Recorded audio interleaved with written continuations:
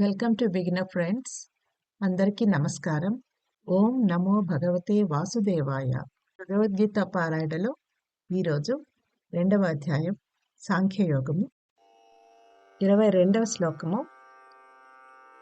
వాసాంసి జీర్ణాని యథా విహాయ నవాని గృహ్ణాతి నరోపరాణి తథా శరీరాణి విహాయ జీర్ణా న్యాన్యాని సంయాతి నవాని దేహి. ఎలాగైతే మానవుడు జీర్ణమైపోయిన పాత బట్టలను త్యజించి కొత్త బట్టలను ధరించునో, అదే విధముగా మరణ సమయములో జీవాత్మ పాత శరీరమును వీడి కొత్త శరీరమును స్వీకరించును.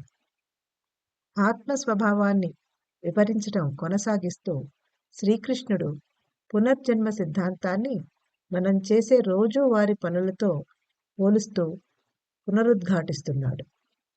వస్త్రములు చిరిగిపోయి పనికి రాకుండా పోయినప్పుడు మనం వాటిని వదిలేసి కొత్త వాటిని ధరిస్తాము. కానీ ఆ ప్రక్రియలో మనం మారిపోం. ఇదే విధంగా ఒక దేహమును వదిలి మరో చోట ఇంకొక దేహంలో పుట్టే ప్రక్రియలో ఆత్మ మార్పునకు లోను కాదు. మనలో ఉన్న ఆత్మస్వరూపాన్ని దేహి అని కూడా అంటారు.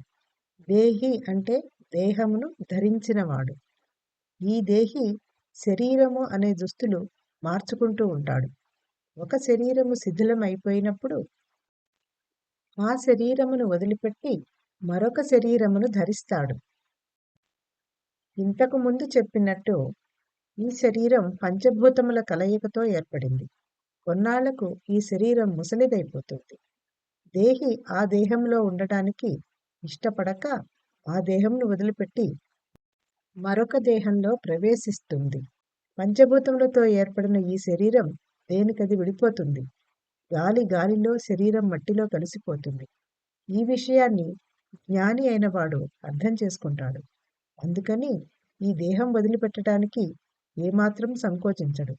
పైగా కొత్త దేహం వస్తున్నందుకు సంతోషిస్తాడు. కాబట్టి మృత్యువు అంటే కేవలం దుస్తులు మార్చడం లాంటిదని అనుకోవాలి.